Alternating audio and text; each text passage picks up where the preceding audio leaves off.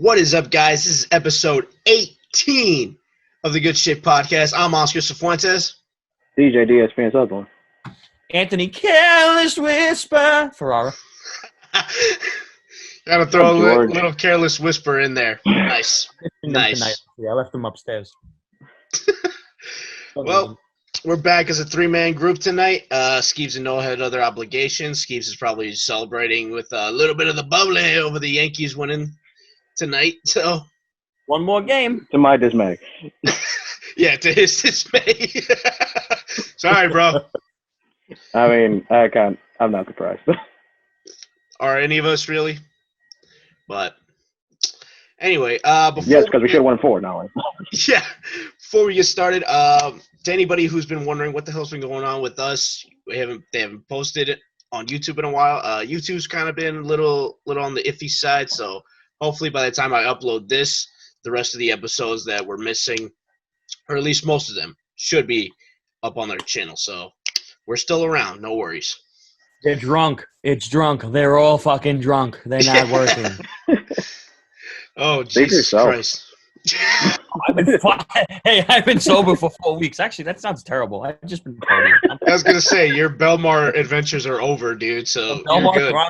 The Belmar diaries have to be put on hold for now. Yeah, it's for another how many? Like 200 days now. I'm surprised you're keeping count. I forgot. I'm not. I just threw a random number out there. You might be close though. It might be like 200 something. I don't care. I'm out. Anyway, so we're continuing with our celebration of Hispanic Heritage Month. The last time we were online, we talked about Eddie Guerrero. The week before, we talked about Rey Mysterio. This week, I want to focus on the women in wrestling, specifically, of a Latin background who have kind of helped out the business. But unfortunately, I couldn't find a specific article about it, so I found something on the Sportster. Unfortunately, it was more based on their appearance, but I want to talk about each of these women on the list, more of their in-ring abilities. So, going down the list, it's a top 15. So I'm gonna just go down the list. So first up, young lady by the name of Sexy Star. I don't know if you guys are familiar with her. That was the first name I thought of. I have heard of her before. Yeah. Yeah, she has her run in AAA.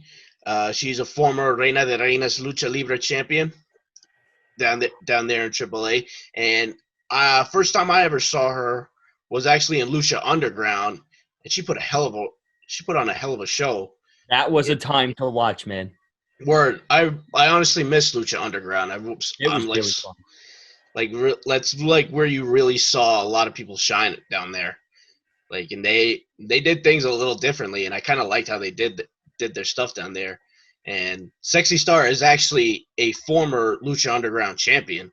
Like, that's something I loved that they did in Lucha Underground. They didn't really separate the men and the women from their titles. You know, it's like kind of like a what's it called? Like a unisex title, if you want to call it that. Like either a man or a woman can hold that, which I thought was awesome. And the fact that she was the first woman to hold it, probably the only woman to hold it too. So that's also something on her resume too. That's like, holy crap. Yeah. Well, I guess TNA weren't the first one to do a women's champion. No. Lucha Underground did it first. No, they were just the first in the States.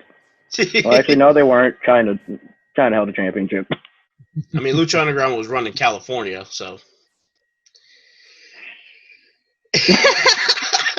I always thought someone was going to say something. I'm like, okay, I'll wait. Because I'm always interrupting Noah.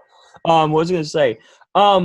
If I'm not mistaken, she has a good background, actually, in MMA, too, right? Yes.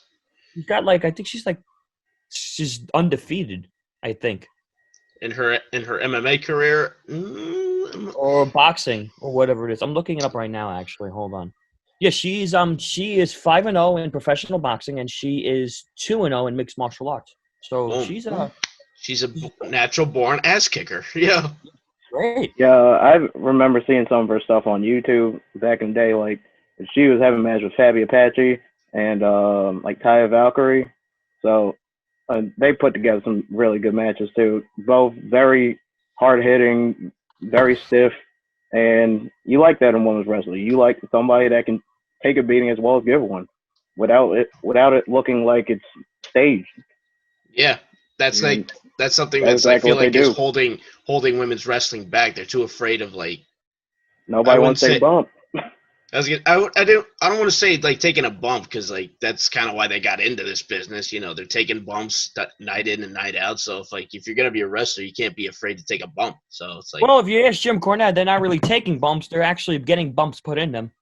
All well, right, Jim. Cornette's a different That's story. Cornette, yeah. But I'm saying though, I mean, like when you really you really think about it, Sexy Star is definitely one of them. But also too, like you're talking about Latinas, you're talking about Sasha Banks, you're talking about Melina. You know, you're talking.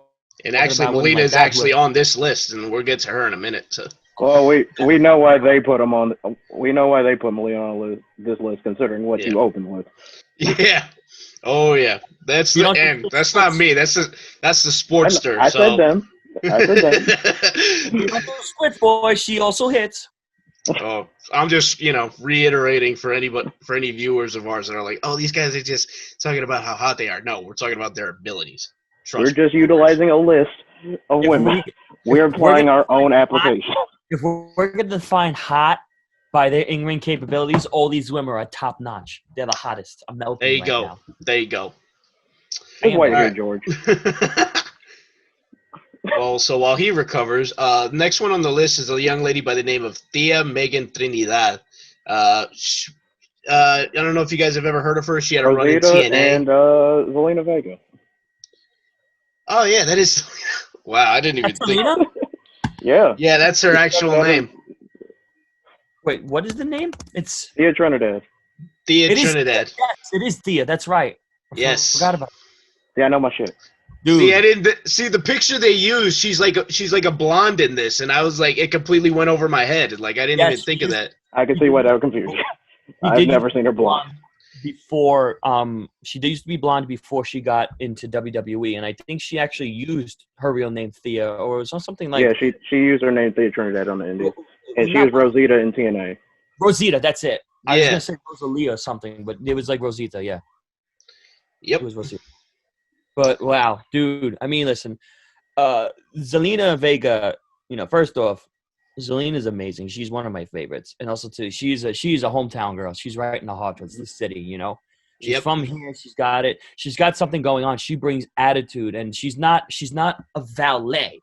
She's a business manager, which is sick because she's breaking that mold. And even if she wanted to say valet, you're putting business manager first. And then you could say later on, oh, she's a valet. So we kind of know like what it is. There's Sunny, right? And then there's Zelina. And it's like, fuck. The balance, the differences between the both of them, it's amazing. And Zelina fills her role very well, especially when she's got an opponent, distracted and, the referee distracted, and then she just pulls a standing moonsault on them or even in, whatever, it works. I honestly loved when she was like. That's what I was gonna go to because kind of like how you said, like Sunny, she's there to just distract people. Zelina's not afraid to get her hands dirty, and we saw that a lot. Yeah, I was gonna say I NXT. loved when she when she was managing Andrade back in NXT, and like the way she got involved in his match with Aleister Black back in Takeover. I think it was New Orleans, I believe. The way she not only distracted the ref, but she also pulled some moves on Aleister. Like a grown-ass man. So it's like she's able to work. Johnny match at Philadelphia. And it's her husband. Yeah, and that's her husband too, which is actually weird because the article right here says the article says she was supposed to be married to Austin Aries. So, well, this is an old article, so no, don't take my word for it. I think with a major grain of salt. Yeah, but you also got to love the fact that, she made her debut back in 2010 at 19 years old. And then, joined the TNA roster and even had the privilege of portraying AJ Lee in the Page film. That, what's it called? Yeah, I have still yet to see that, but I'm really looking forward to see how she pulled off, playing AJ Lee in that film. I guess we got to watch night at some point. I've actually watched the live taping that they did at Raw because they needed a real audience and they did it. And they redid it perfectly, even with cuts and everything. Like you had the whole production there. And I remember seeing it not in the movie, but I remember seeing it when somebody had recorded it from the audience from the WWE universe. And she was good. She was like spot on. She really was AJ Lee, and she even like put on her own flair of it, where it's like it's not Zelina, it's AJ Lee, and it was amazing. Like she can act too. She got the whole package right there. That is somebody you do not want to go if you got her in your company. Not at all. So being from New York, better not she got fuck charisma. her over right now. Yeah. Being from New York, she got charisma. Very true. She got very everything. true. They tell her, you're gonna do this. No, I'm not gonna do that. No, she knows how to handle herself too, so she ain't got to worry about that. Yes, she's very good. She's very good. All right, next on the list, I'm gonna let you guys settle this if it's a yay or nay. Miss Eve Torres. Oh yeah. Let's say she had a good run back in what was that, like 2012 around there. I'm not even gonna lie. It flew over my head. Yeah. I honestly did not think of Eve as being Latina, but she is kind of carrying the division when she was there for that little run she had. She was Divas champion. They started her out as a babyface that was kind of just there, and then when she turned heel, she just started doing a couple things. Then she kind of passed the torch over to like AJ. But she was one of the big parts for, if you want to call it women's wrestling at the time. She was trying to help build a division. I'd say you could say like she actually helped build a division. Oh, and to answer your what's it called? Considering you guys didn't know she was Latina, she's of Nicaraguan descent. So that's sick. Eve was very much. Eve was a type of woman, I think, that she was a game player. Like, she would have done anything just to be in a business and help it go. It's the same thing, actually, with Tiffany, if you guys remember. She was in ECW, and for a hot minute, she was married to Drew McIntyre. I don't think people know about that. I don't remember that part. No, I don't remember that. I was going to say, that was a hot minute, and that was done. But and then I think she ended up with Alfonso Rivera, which was crazy. And I think they still go out, and they're still together. Or they were on Dancing with the Stars. But yeah, Eve was very much so very involved. She was a ring, she was a announcer, she was a interviewer, she did everything, you know what I'm saying? Like, she was really all around, and it was getting good, especially to when she was involved in storylines with Zack Ryder and then John Cena. Like, it was great. She's a beautiful girl. She could really go in the ring, she could really go in and outside of the ring. But something, I guess, cut her off to a point where she wasn't around anymore. And the thing is that when she finally left, she got more involved with like being physical and being in a ring, to where I think if she wanted to do a second in-ring return, I think she would have been perfect at it, because she's very much more devoted now to fitness. She gets into, I think she'd see the yoga, or she does. She runs her own jiu-jitsu. Yeah, so she married Royce Gracie. Yeah, so I mean, shout out to Gracie Jiu-Jitsu. She's got helping women kick ass. Yeah, bro. She's got that background. I mean, she really wanted to go at it, considering that everything's good, where she could leave her kids at home with, her husband or whatever. She could just fucking go, man. She could be a champion. She could be a women's champion, Yeah. And actually, was she a Divas champion at all? Or yes. I think she was multiple time champion. Three-time Divas champion. Yes, she was on a 3-time. So, and I think actually also too, she did recently test positive for Corona. So hopefully she's doing better. Well, I think it was like she did. We're hoping the best for her. Yeah, I think it was last month, but I think she's fine. Right. She's got a good system. She's doing MMA, jiu-jitsu, and all that. So that's still a mixed martial art. You're still fine. No worries. I want it to be Pacific. Okay. Oh my God. All right, well, you're Atlantic, continuing this list. I'm contemplating skipping this next entry, but because this was purely based on looks alone. Eva Marie. Yeah, that's based on looks. That was purely based on looks. So I'm gonna skip that. That was already everything, dog. What is what we don't want in the wrestling business? Okay? Unfortunately, but I've seen videos of her doing ring work on Instagram, and she's slowly but She's surely better, getting but still not good. She's right now. She's The sad thing is that she's gonna come back and they're gonna throw her in front of a camera for Total Divas. They gonna make her Raw Women's Champion. Oh, All read Jesus everything. Christ.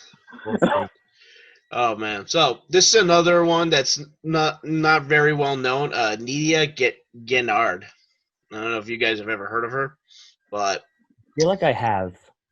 probably she did. I guess she did have a run in WWE. She's done a lot on the indies.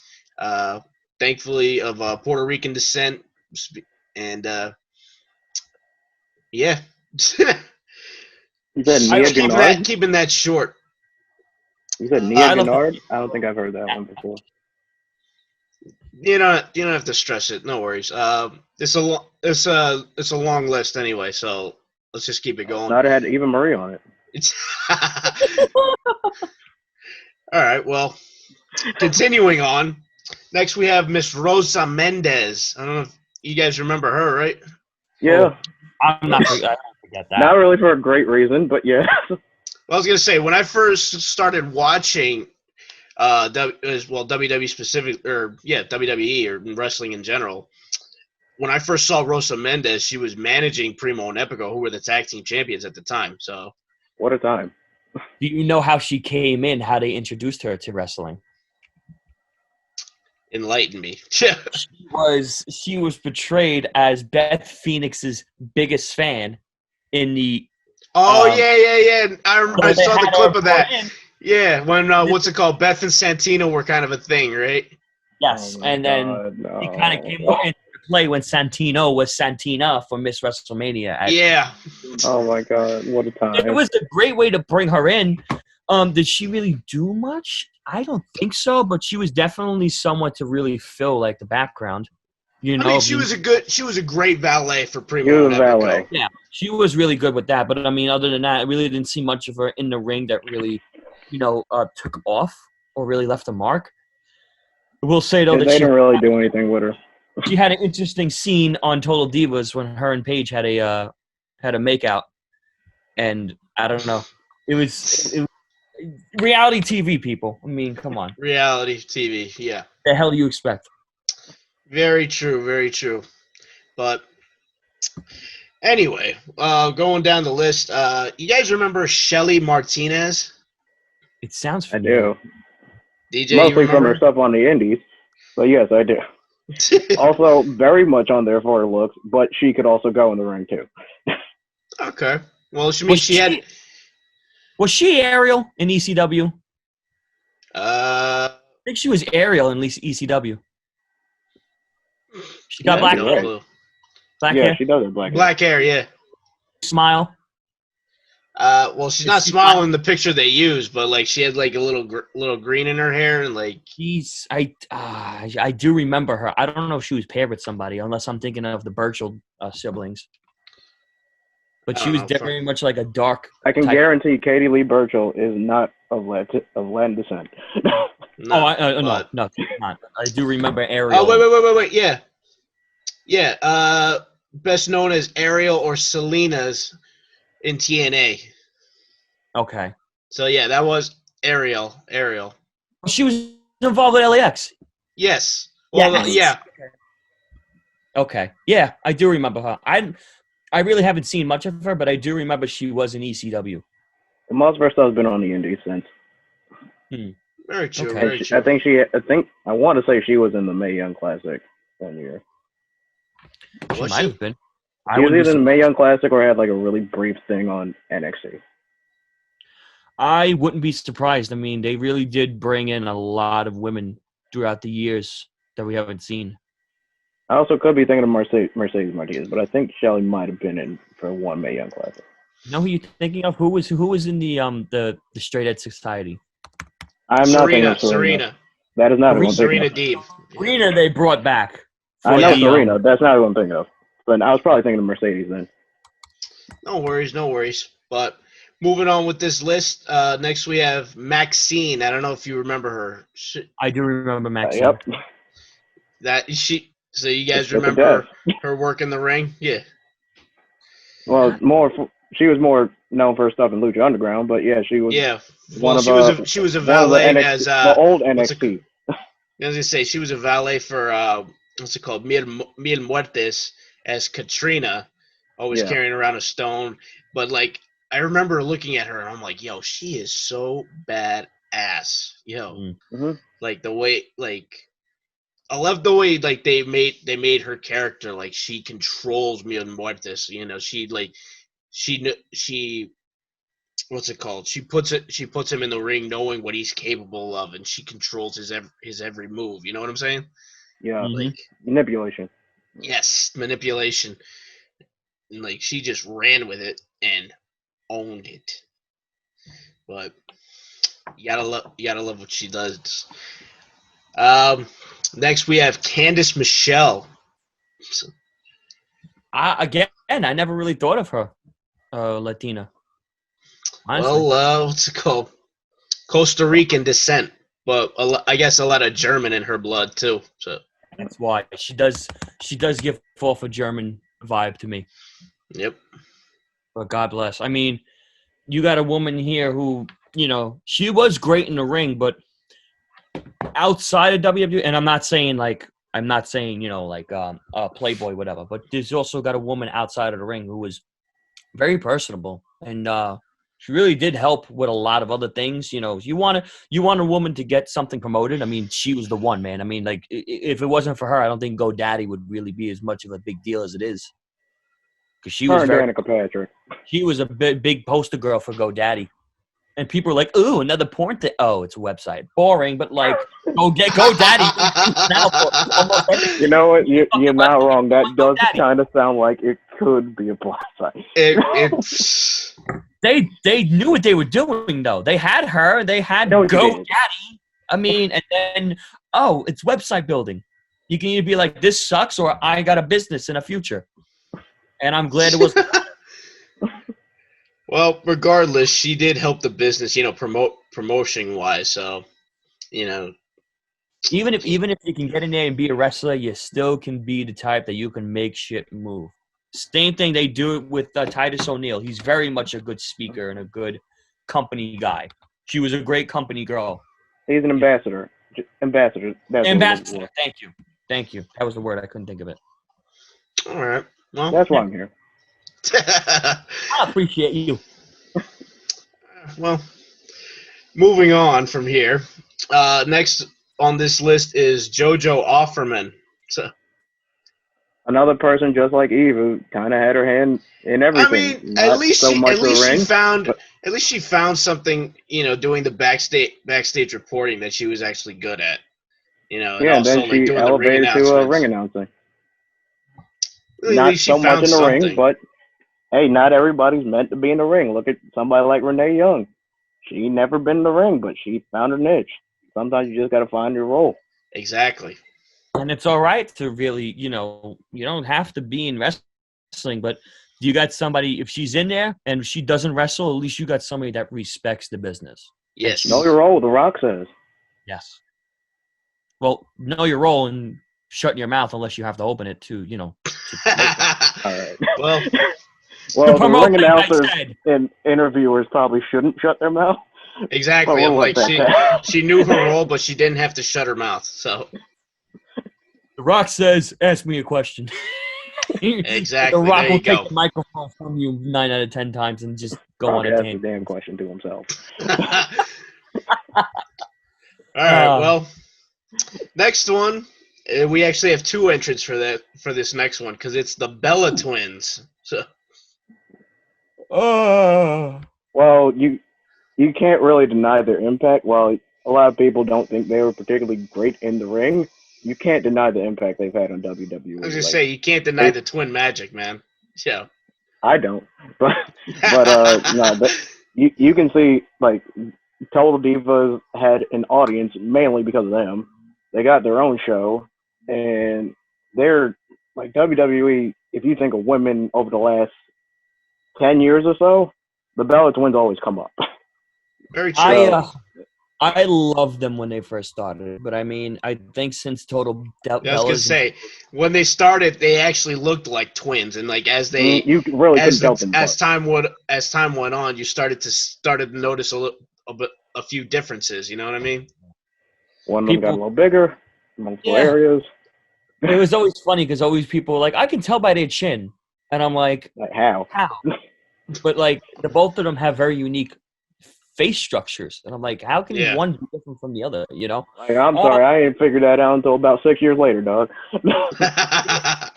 Their in-ring capabilities, I've questioned over the years as it went on because they are capable of doing good, but they just haven't.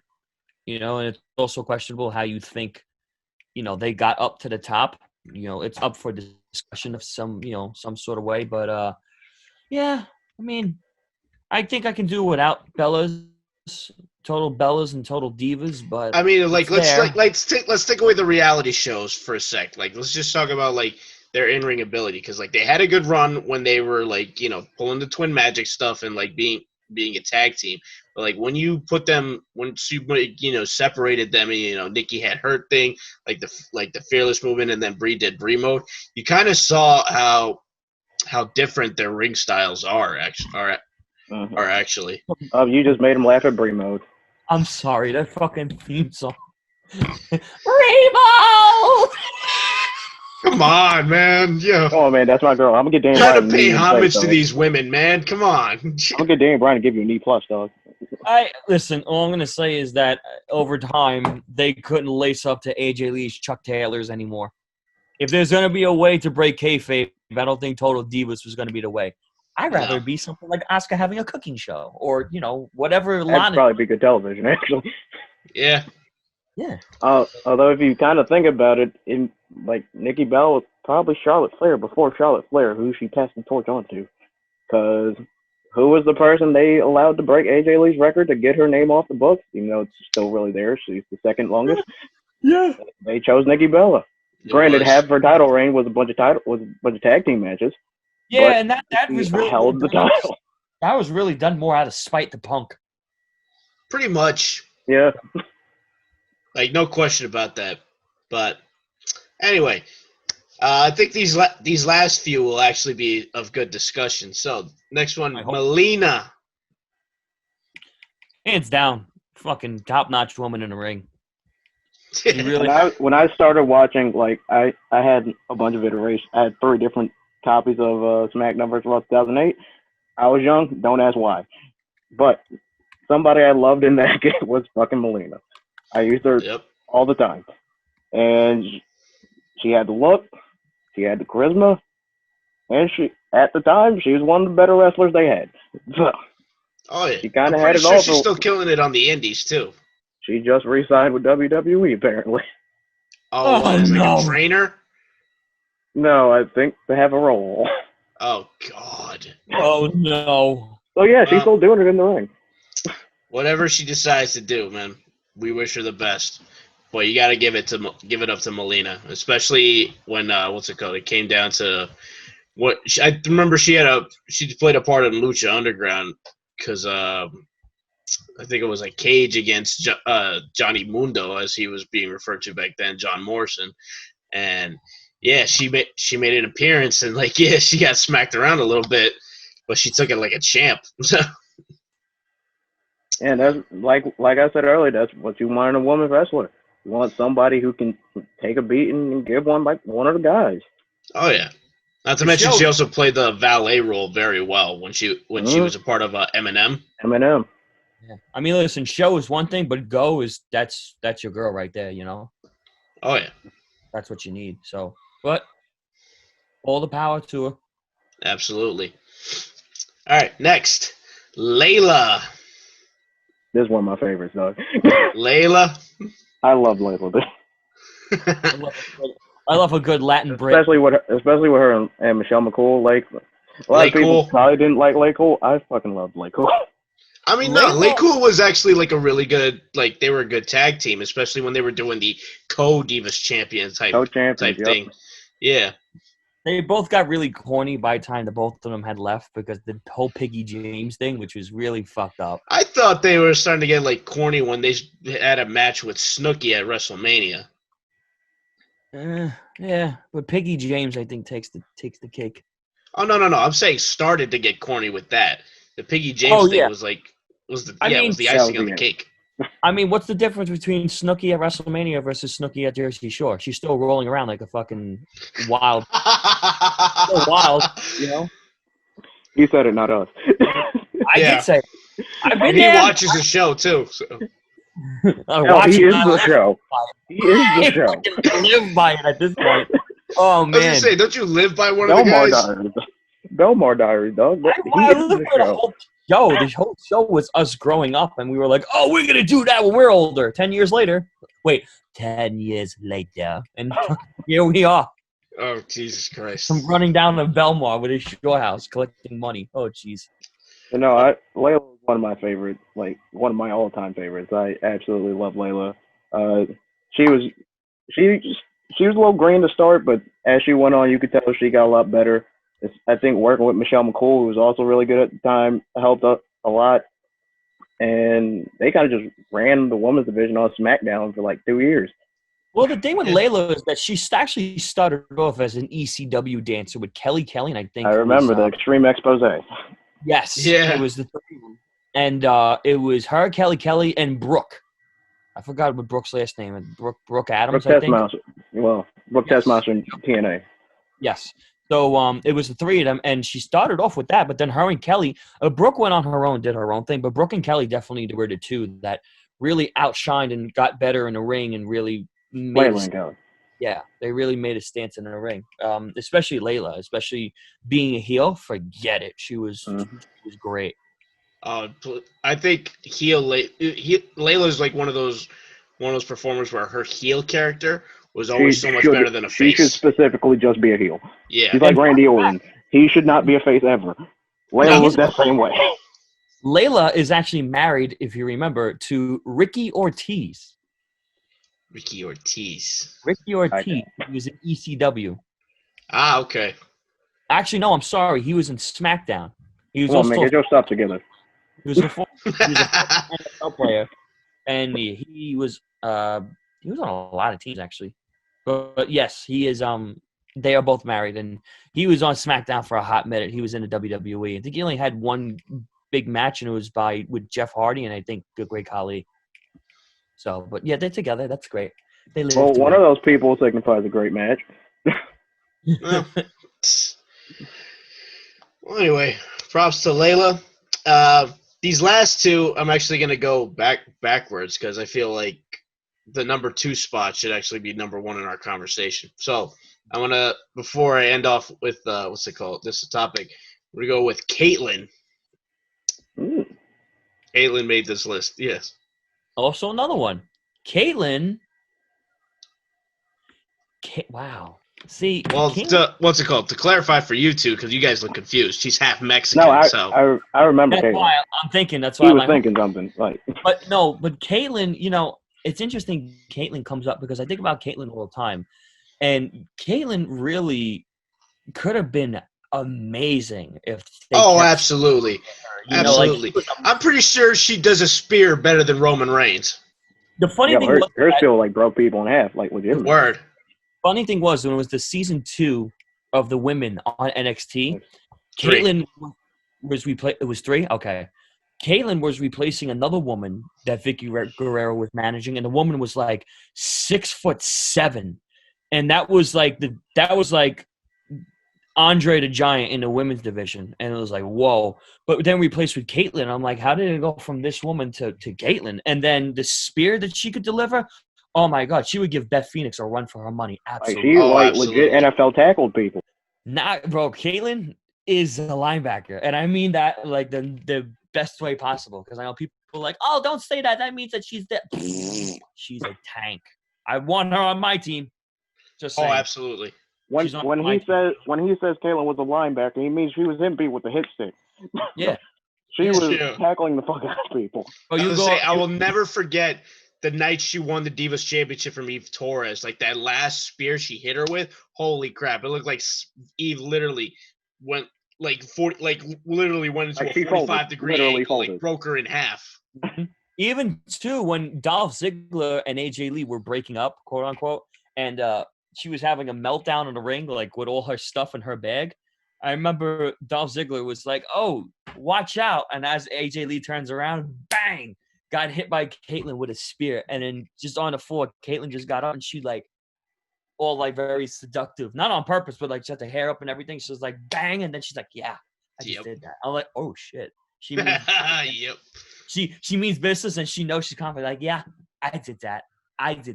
Put that in Playboy, I huh? was gonna say, yeah, she knew how to be sexy, but at the same time, she was also tough She was as a nails and badass, such dog. a badass too. Loved it. And I think her rivalry with AJ, like, also, that was one of the better times WWE Women's Wrestling has had. Especially story wise, because they brought not only like the intensity, but they gave it like background. It was their real history life. together. Yeah, exactly. And it was good. Such a novel concept, Vince. Yeah, and they had her come back for the Mae Young Classic 2 years ago, which was great. Yeah, it was awesome to see her too. Yeah, it was great to see her. So it's good, and definitely somebody you want to keep in the loop, because you want to have a women's revolution. That's the type of woman that you want to have. We need I to was bring gonna say, somebody if they back. were Bring ever Caitlyn gonna back. try to redo the women's revolution, they ought to build it around her. Or hell, if AEW Pretty sure wants she's to, still what's it kind of called? young. Oh no, she is. She's like, I don't even think she's 30. 34. Oh, 34, yeah. Oh, Yeah, she she's doesn't 34. look it. She doesn't look She's 30. got time. So They don't crack. exactly. We got three different backgrounds right here. They don't crack. Italian, black, and Hispanic. Yes, Even if Italians do crack, they look good when they cracking. Well, we ain't talking about Italians. We're talking about Hispanics. Oh no, here. I know. But it's to wrap this up. Over. To wrap this up, because I feel like this is going to be our biggest conversation here. Last one on this list, AJ Lee. Well, she was kind of the woman's revolution, dog. She was, yeah. The first woman's revolution, and then they actually started giving a fuck. Don't disrespect her by saying Stephanie started it. She did not. Hell no. As much as we love to say Stephanie that Charlotte, clamped onto it. It's as much it would be nice to say that Charlotte, Becky, Bailey, and Sasha Banks were the ones that started it. AJ and Paige were the original women's revolution. Yeah, just because they came up, you can't say, "Oh, they started." I was say, if anything, AJ built the door that they quote unquote broke down. Yes, because in a world where, like I mentioned before, that she had her line where she said that those women on Total Divas can't lace up to my Chuck Taylors. That was a woman who was there and was like, listen, the meaning of diva, which, by the way, we were trying to get away from because they're like diva's got a negative connotation. A woman wrestler, she wanted to bring meaning back to that word, back to those words of being a woman in wrestling. It's something that we haven't seen since we saw Trish Stratus and Lita and Jacqueline, and even before then, somebody like Alundra Blaze and as Medusa, Mae Young. I haven't seen that in a while until we had AJ Lee come in and saying this is what it's like. Plus, you got her and CM Punk. They had a missed opportunity when it could have been a power couple, a storyline or something like that. You got two of the best in the world in their divisions going against another two best in the world in their divisions. Like, I would have loved to see CM Punk and AJ Lee go against something like Jericho and Charlotte, because those two were at one time, those two were the goats standing in the ring together. Yeah, I'd say I would pay to see that match. It would be great. That'd been a good match. Like, no, they don't have to be connected to each other the whole way, but you got to do something where, you have them intertwined. Like the two people at the top going against the two people at the top in the other division. Exactly. It's like, the number one ranked versus like the number two ranked. Yes. Yeah. But exactly what you want. I feel like if out of all these women that was just listed, AJ did the most in the short amount of time she was with the WWE. Like, think about it. Layla was with them for 9 years. AJ was only there for what, like 4? Yeah. And you have to think Layla didn't really get a real break until like halfway through. Very true. And even Layla had a good start, just not a good finish. I think AJ Lee had a horrible start and a great finish because they had her coming on. And I hate to say it, they had her come on. She was just basically a crazy slut, just jumping on everybody and making out everybody. You go from Punk to Ziggler to Cena to Kane to fucking. She probably made up with one of the it was Daniel Bryan, Daniel Bryan, then Punk, then Cena, then Kane, or whatever that order was. But like, yeah. No, it was Dolph Ziggler, but it was definitely Cena, then Ziggler, because I remember being in TLC that year, and AJ called Cena the briefcase, and I went home very upset that night. The best was that she either kissed Punk or kissed Cena, and they're like, "Oh, it's CM Punk." They were like, "What the fuck?" And then she pushed him off the ladder, and they just laid there. She's like, was Cena. Look what I did. I'm like, "Oh my god, this is a wreck." But that was Cena because he lost that. Yeah, he's like, "What the fuck?" And then she just, goodbye. Yeah, I was very upset that night. Stupid. I still have the shirt from that event. That's great. But she is definitely somebody that I would love. If there's gonna be a woman to come back and make an impact, it's AJ Lee. I don't think I was gonna say AJ and Kayla would be like the women to they would literally, what's it called? Did you say enhance any women's division, no matter what promotion. Who did you say? AJ and Caitlyn. I thought you said J-Lo. I was like, oh god. No, he said Kayla, but we know what he meant. I'm talking about a different Puerto Rican, right? Because that's AJ's background. She's Puerto Rican. So. God bless. Well, let's see where it goes. We got a lot going on for the future. Yeah, we hope the best for the future of women's wrestling, especially for Latinas out there. Yeah, not especially for WWE's future. I could care less. But AEW looks great.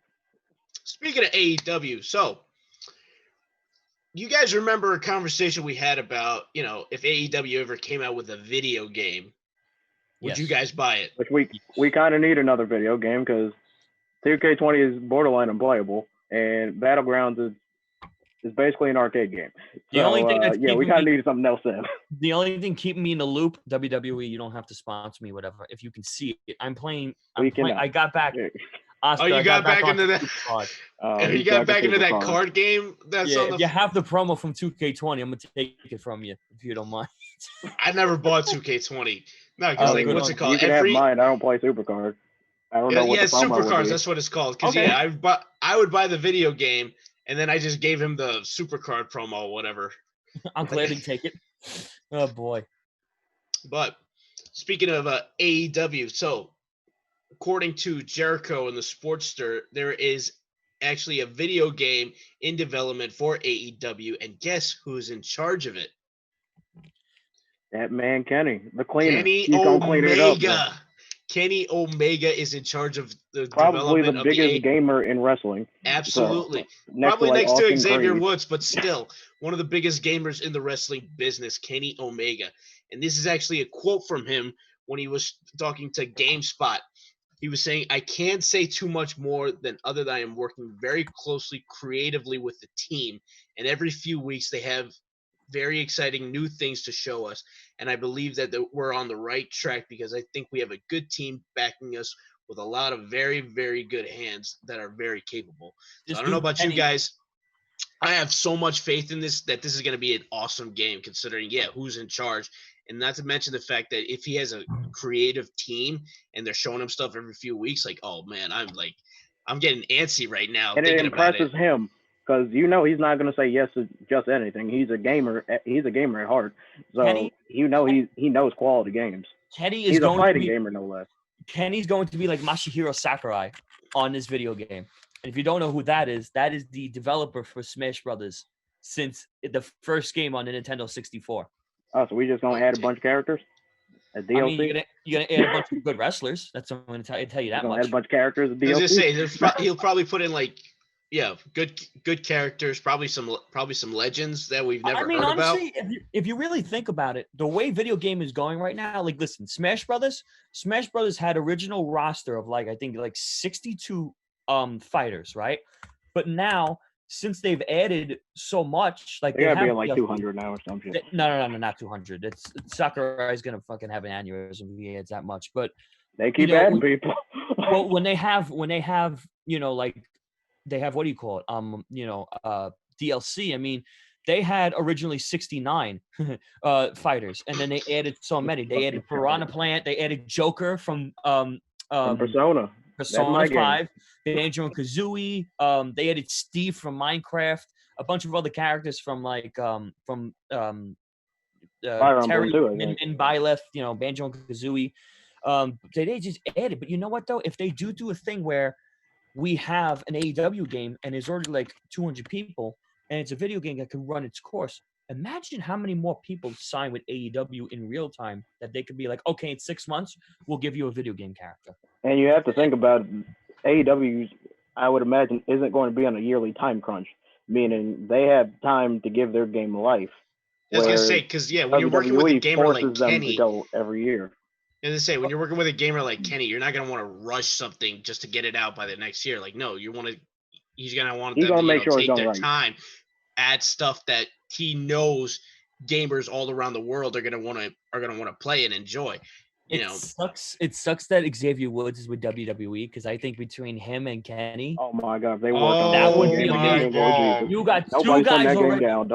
You got two guys already that know the mechanics in and out between Smash Brothers, Street Fighter, and Mortal Kombat. And they're cool with each other, so they got chemistry. Word. Yes, like they know how. Wasn't Kenny on Up, Down, Down at one point? No, they had it was like Elite versus New Day or something like that, or Team WWE. I think it was Street Fighter 5 tournament. It was at E3, and they did have a tournament, and they did play against each other, and it was like a mind fuck, because it was at a time where, WWE meets the outside of WWE. Vince is gonna shit himself. No, Xavier also need to get out that contract. Word. Yeah, he need to become a free agent. Yeah, that's what I'm saying, though. It's like, you're gonna take this all away, and Asuka could have her cooking show, and then Miro now can say whatever the fuck he wants. He can go on Chris Van Vliet interview and say, screw them. I like what I'm doing. I don't have to get out of contract. And I'm my own boss now. Yes. You are your own. Ain't nothing holding me back. Exactly. And with that Shawn Mendes. I'm sorry I just did that. That's okay. All right, but to wrap this, I like Shawn Mendes. That's all right. He's a cool dude. Just to wrap this up, here's another quote from Kenny in his interview with GameSpot. So it's a little ways away. We're not going to be competing head-to-head against WWE Battlegrounds anytime soon, but when the game is ready and when it will release, I think it has a very good chance of standing alone as probably the best wrestling product as a video game that you could probably find on the market. That's the hope anyway. So if you think about it, they don't have a whole lot of competition. They got WWE 2K, who literally had to take a year off.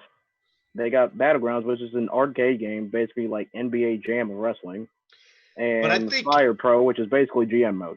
As I say, I'm pretty sure Kenny would want to I wouldn't say compete, but he would want to be on the same level as Street Fighter and Smash Bros. Like any type of combat. It's gonna have game. its own niche. Yeah, it's gonna be a wrestling game, but it's gonna be something very similar to those other battling games. Because the biggest thing they could do is that if they do take the AEW game, right, and they put it on a platform such as big as PS5 or the Xbox, whatever it is, because I'm not getting it, because PS5 all the way. Series X. Yes, whatever. I'm probably gonna jump ship to PS5. So you have to. PlayStation is great. I got converted last year. If they do continue with the 2K sports, right? It's already different because they went from Ukes to Visual Concepts. And clearly you could see by how the modem ran and what they have on the server, they didn't just carry everything over. So they had to start fresh. They had to literally start everything fresh because Ukes was the developer and they had all of that. And they're like, we're out. Fuck this. And they had to start fresh and complete a game in 3 months. And the biggest fuck you could be Kenny turning around and saying, you know what, Ukes? Come on board. We already know what you're dealing with. I was going to say, if he stole Ukes from WWE, or if he got Ukes, if he got Ukes on their side, yo. And Ukes don't want to redeem themselves because they've had their name on a less than stellar title for the last 5 years. So they're going to want to redeem themselves. They're going to go hard. Well, this is the thing that happened was that when you had WWE that went from Ukes to Visual Concepts, and 2K is the publisher, and they're like, oh yeah, this is fine. Meanwhile, all the glitches that they had, I forgot what it's called. You can correct me if what it is, but they did have a server, or they did have a mechanic in the game or a modem where everything was stored. So the impact of everything just dragging over and just starting fresh was terrible, because where does this company come from? But now you have Ukes that has experience starting from scratch, because they were doing it for WWE. It starts from scratch and they do it. And now they can do it for AEW. And now they have Kenny with a mindset that's like, I know video games, I played them. I want these things because I'm not a developer, I'm a player first. And I'm an overseer second. So they got a perfect opportunity to hit big and make an impact. 5 years down the line, they can get lazy, and maybe like AEW's fifth video game, a sixth video game down the line is like, shit, you gotta do away with it, the crappy, and you gotta get it better. And well, there's the thing. I don't think it's going to be yearly. I don't think it's going to be a yearly release. No, I don't think they see what's going on with all the here's what games. they can do. If anything, here's what they could do. They release the video game, and maybe like every year and a half or so, they come up with updates. Like every 2 years or something like that. Oh, updates, Like put like updates and add-ons that you could put into the game. Which is not a patch. It's not a new video game. It's more like something like a separate package that you could buy to add on to the video game for like what, an extra $20? Well, that's what they're doing right. Depends on the DLC they pack in, but $20 could be about right. This is what they're doing right now with Smash Brothers. Smash Brothers is usually like besides Nintendo 64, the regular going to Melee, Smash Brothers would usually be a 5 to 7 or like 5 to 8 year game to make. Because I think the years are 99, 2001, 2008, 2014, and then 2018. And 2014 had two different versions, one for the Wii U and one for the DS. The DS and the Wii U versions were big because everything was different in both games except for the characters. So if a character didn't work for one, which was the Ice Climbers, that was a big thing, they wouldn't work for both.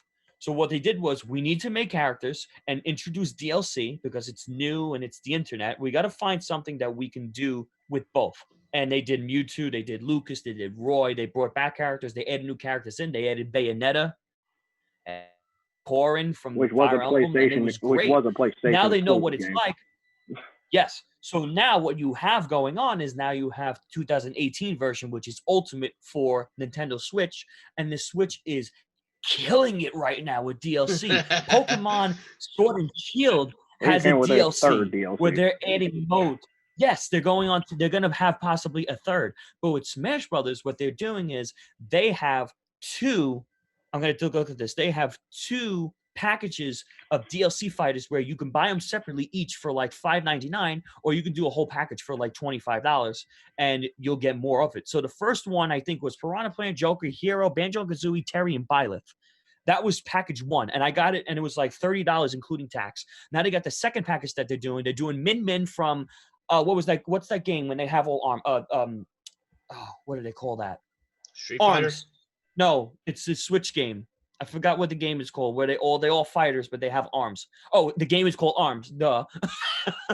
The game is called Arms, and now they have Steve from Minecraft with 4 more slots that they could have of whoever they want to add based off of the people. This is something that AEW can do and not have to worry about remaking a game over and over using the same modem.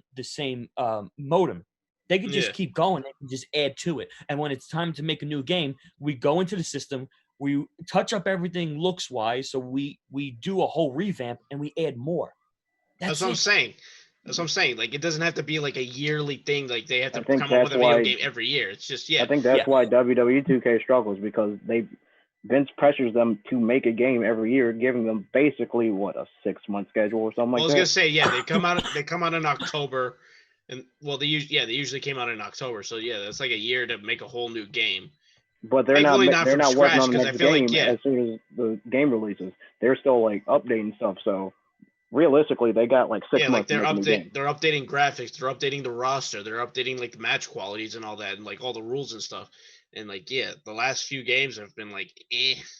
Like, I'm still playing 2K19 at this point. I think just the same problem with like that Madness thing and like what NBA's 2K is saying. Like, certain modes are getting completely forgotten about because they're on a rush to do a new game every year. That some things don't get love and they look like what they were the year before. And it's like Call of Duty. You're overloading the same franchise with same people. Meanwhile, Call of Duty has 3 different operating game developers that they do with the same publisher every year. So if you did WWE 2K, you did WWE with 2K Sports for 5 years, but then you switched around. You had, you had Uke, and then you had like THQ. That actually might be another publishing, but like you get what I'm saying. You could do different companies, so they have 3 years to work on it. Because now Cold War is coming out with Call of Duty, and I think that's a Treyarch game, if I'm not mistaken. And I think Treyarch is the one people like. Yeah, I think Treyarch is the publisher that people actually like. Because Call of Duty Modern Warfare last year was Activision and it was Infinity Ward. And I think Activision is the publisher and Infinity Ward was the developer. Now they got the other developer, which I think is Treyarch. And then they have Hammer One Games, they just threw in there. So you got to break it up. You can't overload everybody because then you get the same shit. And this is what happened. And then poor sales. And then everything with Corona. That's why we have 2K Battlegrounds.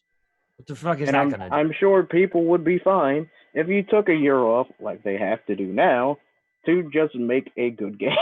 That's what people I'm saying. Want to have fun more than they want a new game to come out. This is why I'm like so confident that, with Kenny being in charge, he's going to pull out an awesome game. He's got an awesome team with him that he's very confident with. So I'm excited for when this game comes out. And I'm definitely confident. I will buy it on day one. I don't care if I got to go through hell and high water to get to rush to GameStop. And I will fucking put a hazmat suit on just to get this game. Hey man, you know what? Hey man, we're off Amazon. Maybe some money. And you know what? It's worth the wait. Like if Kenny's like, I need a year to make it, go ahead. No problem. I mean, we just gonna be playing 2K19 anyway. So. Dude, and maybe hopefully AEW has its own super card.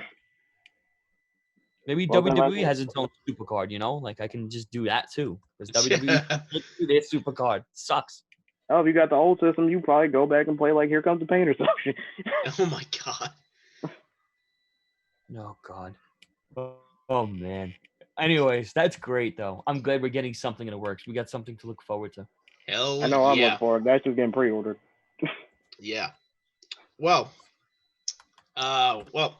jumping from video games to arenas. So, you guys heard that what's it called? Takeover was back in the Performance Center, right? Yeah. Yeah, and they revamped it, and now it is called the Capitol Wrestling Center. I don't know if you guys have seen any pics or videos of what it looks like, but I'm not gonna lie, this looks so much better than what they originally had when they first started in the Performance Center. Like this just looks badass. I'm not gonna lie. Well, with all the extra money they've been earning, I hope they put some into that Performance Center. I was gonna say. So whatever they made in the quarter. Wait, what's up? Whatever they made in the quarter that they exaggerated during a pandemic. Exaggerated or actually made, for whatever the case may be. But whatever the case may be. But they called it the Capitol Wrestling Center, paying homage to Jess McMahon, who had the Capitol Wrestling. I forget what it's called. It was his old promotion back in like the 40s and shit. So. And Justin Barrasso of Sports Illustrated, trying to get my words out, sat down with Triple H and, just talked about this whole Performance Center. And this is a quote from Triple H. It's a historic callback to where this all began. We gutted the Performance Center and it's now rebuilt. So it feels like we're going back to the beginning. To me, it feels like we're going back to 1953. Just like then, we're doing something different and new, taking the business to a whole new level. So I don't know if you guys have seen it. So it's basically, you have the ring in the middle, and instead of just a plexiglass barricade, they put in front of it chain link, like chain link fences all around the place, which actually looks pretty badass. And they combined, putting the LED boards for virtual fans, but they're also allowing live fans in attendance. So I don't know what you guys think about that. So, Well, when you say it's later chain on. link, it sounds like it's somebody's backyard. I'm sure it doesn't look like somebody's backyard, but that's the first thought I got. I mean, when I first looked at it, I was like, "Is that just a massive steel cage going around the arena?" Like, yo, like it literally looked like a giant steel cage just going. It's gotta just going be all over. Kane. Yeah. Oh man. Something like that. Well, listen. I mean, at this point, really, you got to do what you can. Try to stay safe. If you can have fans back, so be it. Personally, I think they wanted to do it earlier just to rush people back, but it actually became a shit show for them. But at least now they're trying to make the attempt to want to go and do it. So Yeah. Well, but I kind of like the idea of doing the virtual fans with the live fans because like you still get that pop and whatever, even though most of it is fake, but you still get some sort of energy from a crowd reaction. You know what I mean? Yeah. Because you don't get any energy from a bunch of people on screens. Very true. Very true. But just to wrap this part up, so there's another quote from Triple H saying, "The Capitol Wrestling Center captures the feel and the vibe of NXT. We will have all the bells and whistles of the Thunderdome, but we'll keep that NXT feel. It's edgier, darker, and raw. You're walking into the ultimate heavy metal soundstage," and I kind of agree with that, just by the look of some of the pictures and the cold open they did for Takeover 31 that I saw on YouTube. And again, if you have the time, check it out, and it looks pretty badass in there. Hey, as long as it don't remind us of the Raw Underground. No, you'll be fine there. Yep. All right, so to end off the show, last night on Dynamite, this past Wednesday, we celebrated 30 years of Y2J. Yes, DJ got it. 30 years of Chris Jericho's career in the wrestling business. So, hey, we come ready, baby. Yeah, first and foremost, what is your earliest memory of Chris Jericho's career? My earliest has to be, I was watching wrestling by the time he came back, but I was only watching SmackDown. Raw was doing up until I think the draft happened. What happened? You lagged out for a little bit. Did I really? You're good. You're good now. I wasn't watching Raw. I was watching SmackDown. So I really didn't get into what Raw was doing until after the draft, because that's when everything got switched around and Triple H was on SmackDown. So I was like, damn, Triple H is cool, whatever. But now I was watching Raw, and I got accustomed to Chris Jericho, and I remember the feud with Shawn Michaels. And I remember that was just kicking off because he finished with Batista and all that. And so Jericho was really just this pompous asshole. And like they say how Ric Flair was, where everybody wanted Chris Jericho just get punched in the face and they would see him and wanted to kill him. I couldn't stand Jericho. I'm like, he's such a cocky prick. I hope I get to see him. I'd kick him right in his balls. I hated him. I hated the motherfucker. This is 10-year-old me saying, that motherfucker, I hate him. He's a bastard. Oh, I was probably 14. I don't know.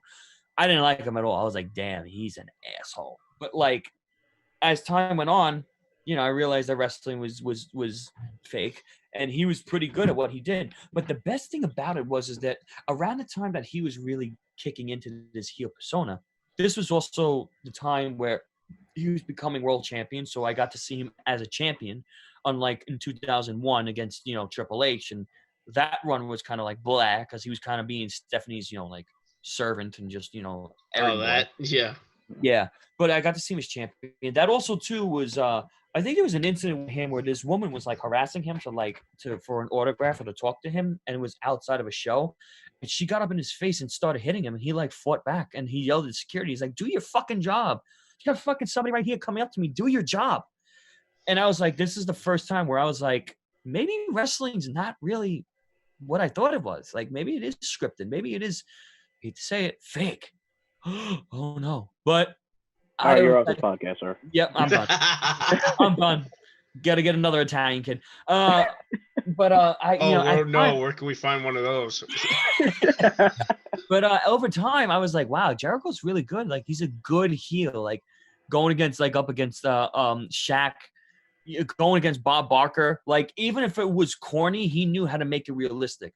Because Bob Barker's like, I'm gonna put you over my knee and spank you, and Chris Jericho's sitting there like, I'll fucking kill you, old man. Who are you talking to? Like he How made many me times we believe gotta it. Like teach you this lesson, old man? he really, yeah. I love the young people. He really made me think like, wow, he's bringing legitimacy to wrestling. Whereas Triple H questioned it 2 years later, and then boom, pops in Jericho. So if there was ever a time for Jericho to really make you believe in something or really entertain you, that was when it was for me. Like that started it for me. All right. I think for me, it was like the best in the world at what I do type stuff, and like when he was having the highlight reel on Jeritron. It's kind of hard for me to like go all the way back there because some stuff just mixes together. But like I really remember like the best in the world versus the best in the world of what I do type feud. Oh, that feud with Punk. You mean? Yeah. Yeah, that was probably like the first thing I ever saw when I really started getting into wrestling. Back in 2012. Like, when his rivalry with Punk. I will never forget the one night on Monday Night Raw where he took a bottle, I guess, a fake bottle of Jack Daniels, and he smashed it over Punk's head. I was bubbly like, before the bubbly. I was like, shit just got real. Yeah. Best in the world gimmick that he was doing. He was doing that when I first saw him as a heel. He was the best in the world at what he does. Yes, best in the world with CM Punk. That was it. But when Jericho came back, because he did take a year off, 2011, and he came back, and that was his thing because he wasn't the smug, quiet guy. It's like, get mad. Like, why are you so monotone over time? Like, I want to see some expression in you. And that was the thing, that he was always expressive, but now you got Jericho so quiet.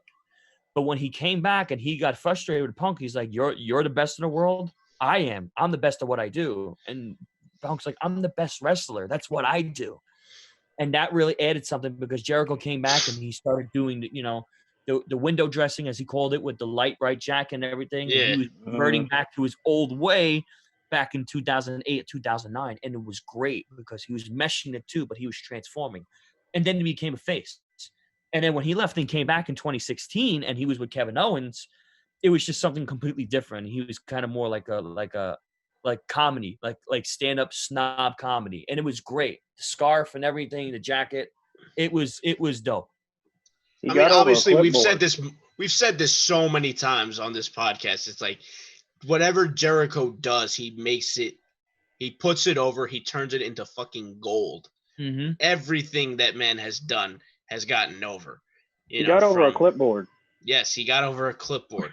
They do say the things where it's like, wrestlers are like, oh, I'll wrestle a mop or I'll wrestle a broom for an hour. Jericho's literally getting the mop over. Jericho is literally getting you to cheer over a clipboard over a wrestler. Think about that. Yeah. You cheer more for a clipboard than you probably have for Heath Slater before he did his I Got Kids gimmick. Hell, yeah, pretty much. Kill for that clipboard more than when he had the I Got Kids thing. By the way, I was just thinking about it before. I just clicked to me. The whole video game thing, they call it an engine. The engine is the same. Oh. The engine is the same. They upload it, and then they moderate it to the game, and they fix it. That's what it's called. Sorry. I had to think of the word. No worries. But like now you see what he's doing now. He's bringing up a whole host of guys. Like, sure, Jake Hagar was over in MMA, but he was kind of middling in WWE as Jack Swagger. I mean, he had a run as the All-American, and We the People, but that kind of got cut down. Those were like short stints that like they could have gotten over if they knew how to do it. They didn't push right. it as hard as they should. Yeah, but instead it was a stupid idea from bad creative. Yeah. Another Jericho. I was gonna say, but yeah, Jericho, not only a great character and like a guy that like that like any idea you want to put together, he's the guy to go to if you want to get it over. But like, not to mention a great performer in the ring too. Who could forget like his performance at the Survivor Series back in 2001? ECW against, or what's it called, the Alliance against Team WWE. Like, come on. I mean, when you really look at it, the only guys that we have left around that are really participating in the business from the Attitude Era is Jericho. He's the only one still going strong, and I think he said it best when there's no Rock and there's no Austin, there's me still. I'm still standing. So what do you got to offer? Undertaker's done. Kane's done. Mick Foley's done. Triple H is now running the company. Triple H You know what I'm should be saying? done. Like, well, Yeah. running WWE. Oh. Could be, Right there, but he'll yeah. be back for something. Yeah. And Michaels is done. You know. Michaels is he's helping run NXT. My connection Road is Dogg, terrible. Billy. Yeah. I mean, it could also be my laptop too. I think I'm gonna go back to the one I was using next week. But anyway, Okay. But yeah, Jericho as a whole, 30 years in this business, still going strong. Don't get me wrong, because like let's face it, not only has he had great matches in WWE, but prior to that in WCW, and even after he left, like And outside in New Japan, I was so hyped. I thought it was a hoax when they when they came out with the Alpha versus Omega match concept for Wrestle Kingdom. I was like, no way this is real. No way this is real. And then I saw that YouTube clip where he shows up in New Japan, and I was like, holy shit. Like, oh, like I was flipping the fuck out. And I think, Ferrara was there when I saw it. You saw me flip my shit out, and I showed you my phone, and we were like, we were losing our minds, man. I think in a world where somebody was trying to find a way out and to break the mold, I think Jericho was that guy, because Jericho was that guy to say, you know what, I can be at WWE for majority of my life and then go somewhere and do something else as Chris Jericho, because he did. And actually, he opened the door for a lot of people to go back and forth. We have more guys from New Japan come from the company to WWE, not even just Japanese wrestlers alone. I mean, half of the club came over. Balor, Gallows, Anderson, Styles, Nakamura was in Bullet Club, but even then, Kushida, Hideo Itami, Nakamura, Kairi Sane, Asuka, Io Shirai. How better can you get that with that? We got the best wrestlers in the world. I was just saying, you also can't forget, Jericho's running like back in the '90s with New Japan. Yeah, he had some of the best matches in his career over there. And that's where the style came from, because it came from him and Guerrero, Malenko. It came from Saturn. It came from Benoit. It came from all those guys. Yeah, exactly. So, well, God bless him, man. He's still going strong. He's 50 years old. He's going to be 50 November 9th. And he's not stopping anytime soon. Hell no. He's still got a long way to go. I swear to God, we all know this for sure. Even after he hangs up the boots and his jacket, he'll have a great run on like commentary or whatever he wants to do, even if he wants to just produce. Like Chris Jericho right now. He can do it all. Like Chris Jericho is he is the demo god. He is everything he says. He says he is. And we want to end off this by saying congratulations on 30 years. We hope to see you for many, many more years, and just having the best career he could possibly give. Continue to save us, Les Champions. Exactly. And that's that. Yes, sir. All right. Thank you guys so much for joining us once again at the Good Shit Podcast. This has been episode 18. Follow us on Instagram at Good Shit Podcast NY, on Twitter at Good Shit Podcast, and like the video, subscribe to the channel. Just do what we do, man. Until next week, I'm Oscar Cifuentes. DJ DSP Sutherland. Anthony Ferrara. Take it easy, y'all.